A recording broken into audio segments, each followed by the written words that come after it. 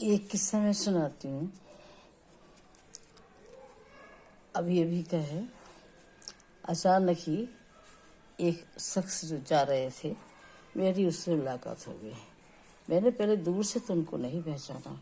जब पास आए तो मैंने कहा, अरे ये तो दादा है। मैंने कहा, अरे दादा, बहुत दिनों बाद देखा आपको।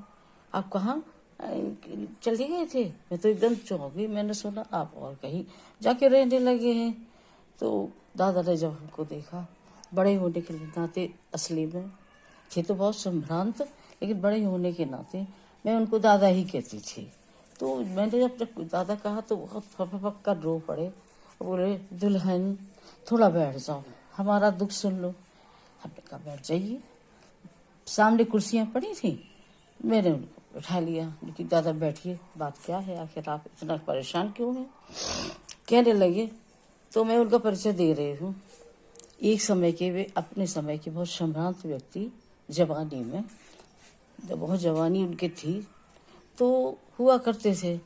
और कहीं भी समझिए कि वो परिचय के मोहताज नहीं थे। और समझिए कि जिले से लेके पूरे में उनके क्षेत्र में उनका दबदबा था। और यहाँ तक कि मर्डर करके भी वो ऐसे ही घूमा करते थे। कोई सामने पड़ जाए और उनसे नमस्ते ना करे, ऐसा तो हो ही नहीं सकता। मतलब उनका वो दबदबा था। तो मैंने एक बार उनको नहीं पहचाना, तो ऐसा लगा कि वो क्या यही है वो। तो बोले, दुल्हन जरा बैठो तो मैं सुनूं क्या हुआ। दादा, क्या बात है? बोले, दुल्हन, दुई पोता नहीं रहे और एक बहू नहीं रही। अरे, मैं तो चौंक गई। अरे, क्या हुआ, कैसे, क्या हो गया? तो बोले, नहीं नहीं, हमारा दिमाग खराब हो गया। वो दुल्हन नहीं, हमारी एक एक बेटा और दो पोते नहीं रहे। अरे, ये तो बहुत बड़ा दुख है दादा, क्या हुआ ये?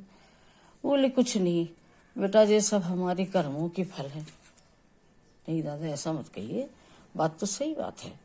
तो वो फिर से रोने लगे और कहने लगे कि भगवान, इससे तो हमें उठा ही लेता, हम काहे जिंदा है। तुम्हारी भाभी जो है वो भी उनके उसी गम में बहुत परेशान रहती हैं, वो भी दुबली कर, उन्होंने भी खाट पकड़ ली। बड़ा दुख हुआ हमने कि अरे, एक बार इतना इतना मतलब कुछ होते हुए भी हम जान नहीं पाए। बोले, हम चले गए थे, बिटिया बुलाई ली थी तो हम चले गए थे, बिटिया यहाँ मन नहीं लगता है। तो हमने कहा, अच्छा दादा, सही बात है। दादा, एक बात बताएं, हम हैं तो छोटे, लेकिन अगर हम आपसे कहें कि मेरी बात सुनिए तो क्या आप सुनेंगे? तो दुल्हन सबकी सुन, चैन ना ही पड़ा। तो कोनो भूख प्यास नहीं लगत, कोनो काम में मन नहीं लागत है। बात सही है, बिल्कुल सही, जिसके दो। हमने कहा, दादा ये है, आप पूर्व जन्म को मानते हैं? दादा बोले, हाँ, पूर्व जन्म हो तो है। हमने कहा, दादा, कुछ इस जन्म के होते हैं कर्म, कुछ उस जन्म के, पूर्व जन्म के कर्म होते हैं, जिसके कारण व्यक्ति उसको भोगना ही पड़ता है। आप याद करिए कि जब आपने एक समय एक जवान लड़के को आपने खड़े खड़े गोली मारी थी, और भी आपने जाने कितने अपराध किए थे, मुझसे छुपे नहीं हैं। तो आप बताइए, क्या ये नहीं हो सकता? क्या वही लोग तो नहीं आ गए हैं आपको कष्ट देने? हाँ, ऐसा होता है, ऐसा होता है दादा, ऐसा होता है। वही जो पूर्व जन्म के होते हैं वो कष्ट देने आ जाते हैं। और फिर वो जो आपने मारा, तो उन लोगों को मारा। अगर उन लोगों को ना मार के आप अपने क्रोध को मार लेते तो फिर आप जो है, आज ये गति नहीं होती आपकी।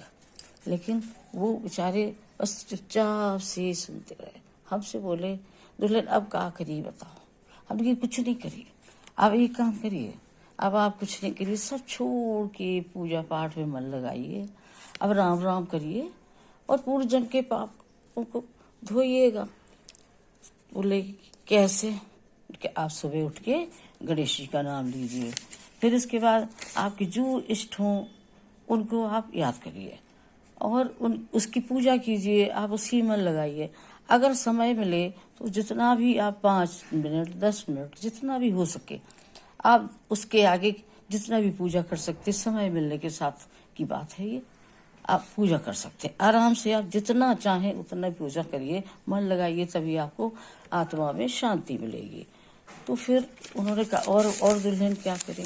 हमने कही और गरीबों को है और जो असहाय है, दुर्बल है, उनको सताइए नहीं, उनकी छोटी मोटी बल्कि सहायता करते रहिएगा तो ज़्यादा आपको शांति मिलेगी।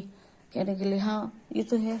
फिर हमने कहा ऐसा है, आप बोले कि अब वो बिटिया बुलाए ले थे, वो दिल्ली में है, वहाँ जाए थे तो वो सब थोड़ा भूल जात। तो हमने कहा ऐसा है दादा, कोई बात नहीं, आप दिल्ली में रहिए, बॉम्बे में रहिए, कहीं भी रहिए, आप उस भौतिकता में फंस के न रहिएगा, आप आध्यात्मिक बने रहिएगा। और अध्यात्म ऐसा है कि सब पापों को काट देता है, और जो पूर्व जन्म के जो आपके जो पुण्य है, आपके पाप है, यही आपको कि इस जन्म में उसी को प्रारब्ध बोलते हैं, जिसको कहते हैं कि अरे हमारे प्रारब्ध में तो ये था। नहीं, कुछ इस जन्म कुछ पूर्व जन्म के जो पाप पुण्य का जो मिश्रण है उसी को प्रारब्ध कहते हैं। और दादा ने हमारी सारी बातें बड़े ध्यान से सुनी और कहने लगे बिटिया अब हम ऐसा ही करोगे। और बस एक फिर से खूब फपा के रोए और बोले कि बिटिया मैं ऐसा ही करी है, अब हम पूजा ही पाठ करी है बस, और कुछ ना करिए। हमने कहा हाँ दादा, बस अब आप अपना प्रारब्ध अपना अब बनाइएगा, और इसी को प्रारब्ध कहते हैं। लोग कहते प्रारब्ध में ये है वो है, यही सब इसी जन्म का उस जन्म का मिला के हो जाता है। बस दादा एक बार बहुत जोर से फिर पक्के बहुत रोए बैठ के, बड़ी दया उनके ऊपर लगी। फिर अपना चुपचाप से अपनी लाठी उठाई और एक अपने गंतव्य को शून्य में देखते हुए चले गए। बस ये है आज के हमारा कहने का मतलब यही था कि समझिए कि आप पाप और पुण्य के भोग को ही प्रारब्ध कहते हैं।